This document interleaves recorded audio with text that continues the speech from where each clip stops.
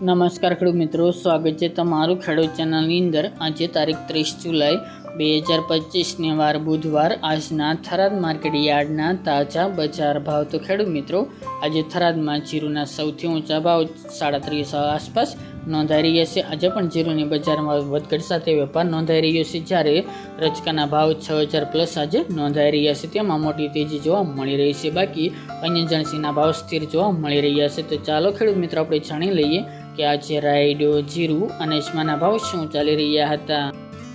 ખેડૂત મિત્રો, આજના થરાદ માર્કેટ યાર્ડના ભાવ જોઈએ તો જીરું 2400 થી 3635 રૂપિયા, રાયડો 1200 થી 1390 રૂપિયા, એરંડા 1200 થી 1390 રૂપિયા, રજકો 3700 થી 6131 રૂપિયા અને બાજરી 367 થી 531 રૂપિયા।